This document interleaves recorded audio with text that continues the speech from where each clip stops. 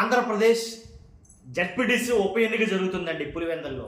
కానీ అది ఎన్నిక ఎలా జరుగుతుందంటే ఏదో జడ్పీటీసీ ఎన్నికల్లో జరగట్లేదు, అవి ఇంచుమించుగా అసెంబ్లీ ఎన్నికల్లో జరుగుతున్నాయి. ఎలాంటి అక్కడ జరుగుతున్న కుట్రలు మన వాళ్ళు తారస్థాయికి చేరాయని చెప్పాలా.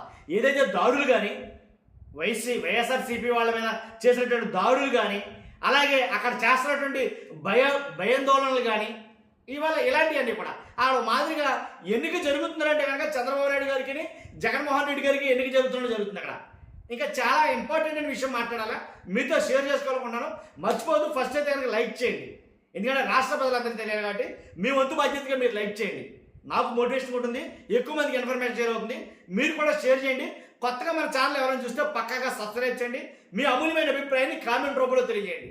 అక్కడ టీడీపీ దొంగాట ఆడుతుంది, టీడీపీ తొండాట ఆడుతుంది అనేది చెప్పాలా. ఎందుకంటే కనుక అక్కడ ఏమైనా సరే గెలవాలా, ఏదేమైనా సరే గెలవకపోతే పరువు భంగం.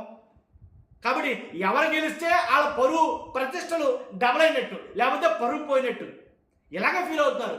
అక్కడ జరిగేది ఉప ఎన్నిక, జడ్పీటీసీ ఎన్నిక, దానికి పెద్ద ఎంత ఇష్యూ ఎందుకు అని చాలామంది అనుకుంటుంటే మొత్తం రాష్ట్రం మొత్తం అటువైపు తిరిగింది. ఒకసారి మీడియా కూడా దాని మీద ఫోకస్ చేసింది. కానీ ఎంతమంది చూస్తున్నా, మీడియా చూస్తున్నా, రాష్ట్రం అంతా చూస్తున్నా, అక్కడ జరిగే కుట్రలు మాత్రం మామూలుగా లేవు. నిజమండి. ఎందుకంటే వైఎస్ఆర్సీపీకి పట్టున్న కొన్ని ఊళ్ళు ఉన్నాయి. ఏంటయ్యి? కొన్ని పల్లెలు ఉన్నాయి అక్కడ. కానీ ఆ పల్లెల్లో, ఆ ఊళ్ళలో కొత్త కుట్ర కోణం కూడా బయటపడింది. ఏంటంటే పల్లెల్లో పోలింగ్ బూతులు మార్చేయడం. ఫర్ ఎగ్జాంపుల్, ఈ ఊరు అంటే ఎక్స్ అనే ఊర్లో ఉండే ఓటర్కి వై అనే ఊర్లో పోలింగ్ బూత్ రావడం విడ్డూరం కదా. ఈ ఊరు అతనికి ఆ ఊర్లో పోలింగ్ బూత్లో ఓటేయమని చెప్తే ఎలా వెళ్ళేస్తాడు? అసలు ఎక్కడున్న పోలింగ్ బూత్లోనే వెళ్ళాడే. చాలామంది పెద్ద ఇంట్రెస్ట్ సూపర్ అయ్యాయి. కానీ పోలింగ్ బూతులు మార్చడం ఏంటంటే జంబ్లింగ్ విధానం అని చెప్పడం.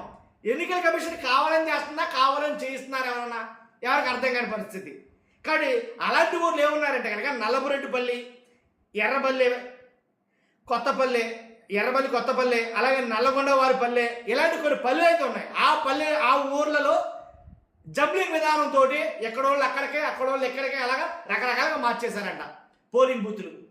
కాబట్టి దాని మీద వైఎస్ఆర్సీపీ నాయకులు ఆల్రెడీ ఎన్నికల కమిషన్కి విజ్ఞప్తి చేశారు. అయ్యా ఇలా మారిపోయినాయి, మార్చేశారు బూతులు, ఇలా మారిస్తే అంత దూరం వెళ్ళి ఎలా వేయాలి? ఇక్కడ పెద్ద రిస్క్ ఏంటంటే, మా గవర్నమెంట్ టాస్క్ ఏంటంటే, ఇది జరిగేది ఫ్యాక్షన్ రాజకీయాలు. అక్కడ ఈ ఫ్యాక్షన్ రాజకీయాలతోడు ఈ ఊరు నుంచి ఆ ఊరు వెళ్ళి ఓటేస్తే ఆ ఊరు ఊరుకుంటాడా?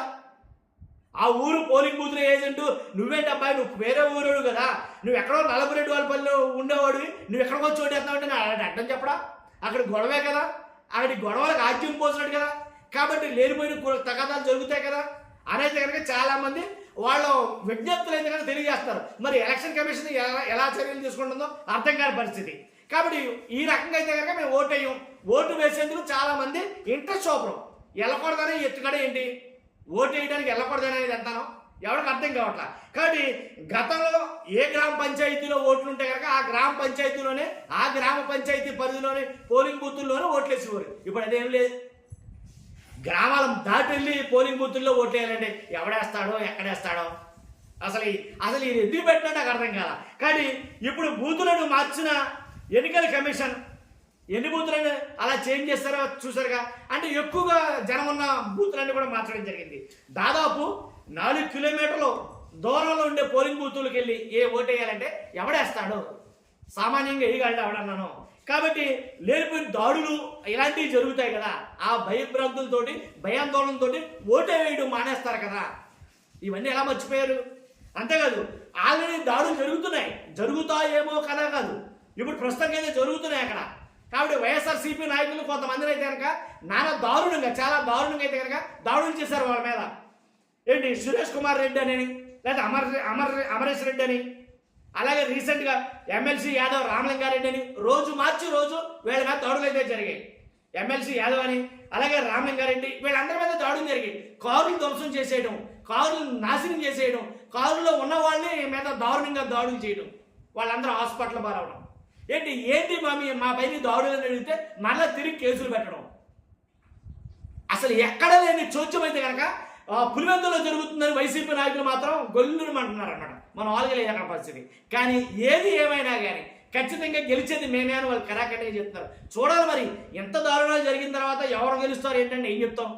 అక్కడ గెలుపు ఓటములు అయితే కనుక చాలా దారుణంగా అయితే ఉన్నారు. కానీ పోలింగ్ కేంద్రాలను మార్చొద్దు మహాప్రభు అని ఎన్నికల కమిషన్కి విజ్ఞప్తి చేస్తారు. ఎవరో చాలా మంది కూడా ఆ ఊళ్ళో ఎవరెవరి ఊళ్ళో అయితే ఎన్నికల బూతులు మార్చారో నల్లగొండ వాళ్ళ పాలనలో అయితే కనుక నిరసన తెలియజేస్తారు. అసలు మా బూతులు మా ఊర్లోనే ఉంచండి, వేరే బూత్లోకి వెళ్ళి మేము ఓటేయాలంటే ఓటేయడం మా వల్ల కాదు, మమ్మల్ని వదిలేయండి అని వాళ్ళు మాట్లాడుతున్నారు. కాబట్టి ఇదంతా ఎవరు ఎత్తుగడా అంటే మారిస్తే పోలింగ్ బూతులు మార్చేస్తే అంటే మనుషులు బయటకు రాకుండా ఓట్లు లేకుండా ఉంటే మనన్న వాళ్ళు ఓట్లు వేస్తే ఎవరు గెలుస్తారు? అప్పుడు ఆ గెలుపు కోసమేనా ఇదంతాను? కానీ ఎవరు చేయిందారు ఇదంతాను? ఎవరు లబ్ధి కోసం? కానీ నష్టపోతే ఇద్దరు నష్టపోతారు కదా. ఒక యాంగిల్లో చూస్తారా కనిపించింది.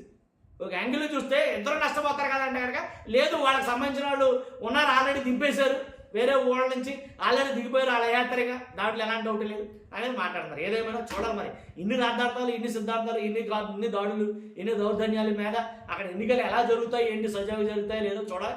ఒకవేళ జరిగితే కనుక ఎవరో గెలిచేది ఎవరు ఓడేది అనేది చాలా ఉత్కంఠగా అయితే ఉంది. కానీ స్పష్టంగా లైక్ చేయండి, నాకు మోటివేషన్ ఉంటుంది, ఎక్కువ మందికి నచ్చింది తెలియాలి కాబట్టి లైక్ చేయండి. కొత్త మన ఛానల్ పక్కాగా సబ్స్క్రైబ్ చేయండి. మీ అమూల్యమైన అభిప్రాయం కామెంట్ రూపంలో తెలియజేయండి. Thank you very much.